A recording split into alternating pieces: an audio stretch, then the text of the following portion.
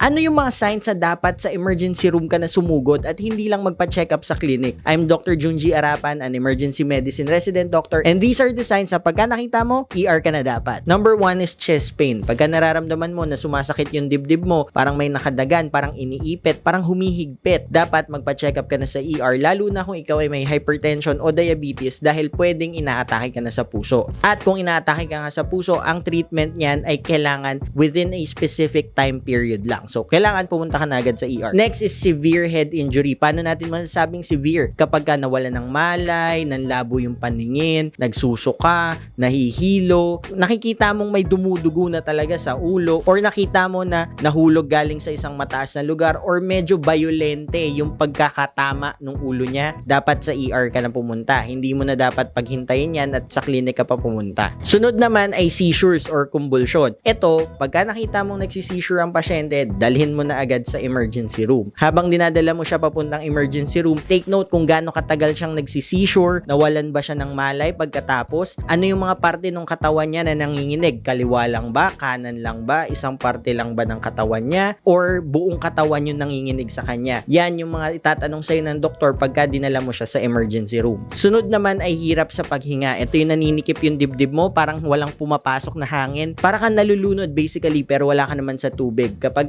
ganyan sa emergency room na, kasi baka kailangan mo na ng supplemental na oxygen. Usually yung mga oxygen na ganyan, wala yan sa mga clinic ng mga doktor. So, kailangan sa emergency room ka na pumunta. Also, kailangan mahanap bakit ka ba nahihirapan huminga. Kapag kasi ganyan, maaaring sa puso, maaaring sa baga, or for some cases, pwedeng sa atay, pwede ring sa kidney. Madami kasing mga factors na naglalaro dyan. So, kailangan malaman natin kung bakit nagkakaroon ng ganon. So, kailangan emergency room na agad. Sunod ay yung kapag nagsususpecha kayo na may bali yung buto. Nagbabasketball kayo, natapilok, pero hindi lang siya mukhang tapilok eh. Nakakita ka ng tapilok dati, pero chong, hindi yan mukhang tapilok lang eh. Pagka mga ganon, dalhin mo na yan sa ER. Kasi sa ER, pwede nating lagyan ng splint yan, i-immobilize natin yung joint para hindi magalaw, hindi lumala yung fracture, or malagyan ng semento kung kailangan ng semento, o kung ano mapang treatment ang kailangan gawin. Ma-x-ray yan, makita talaga kung may bali. So, pagka mga ganyan, nagsususpecha kayo ng fracture, ER na yan. Sunod, uncontrolled bleeding. Kapag yung hindi mo na talaga mapigilan, hindi talaga tumitigil yung pagdugo eh. Kanina pa siya dumudugo, dali mo na sa ER yan. Hindi mo na paghihintayin yan sa clinic. Tuloy-tuloy na pagdugo,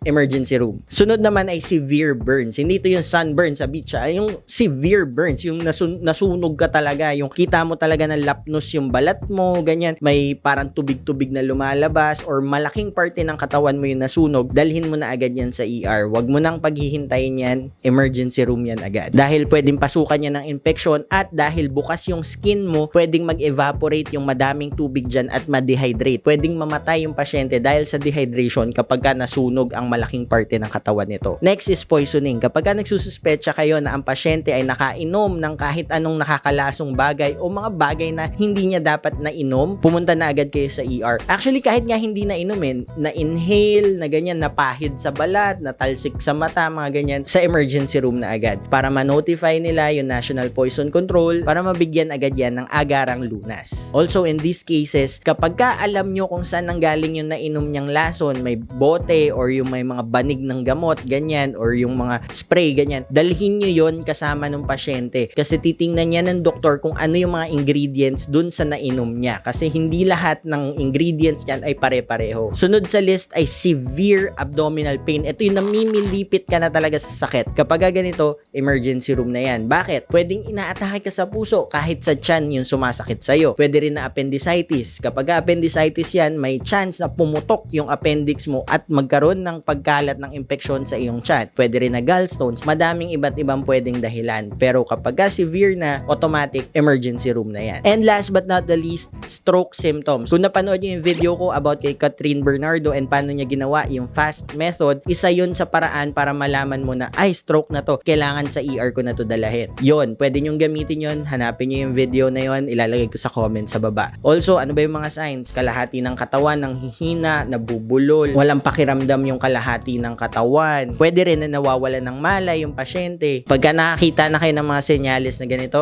dalhin nyo na agad yan sa ER. Also, kapag pakiramdam nyo emergency na at hindi na talaga makakapaghintay, dalhin nyo na sa ER. It's better na naandun kayo at ma-assess ng doktor at sila magsabi sa'yo na hindi ito emergency kumpara sa i-assume mo lang. Kasi alam mo naman, masama yung pag-a-assume eh. It's been me, Doc Junji, ang tropa nyong emergency medicine resident doctor. Thank you for watching and see you guys on the next video. Peace!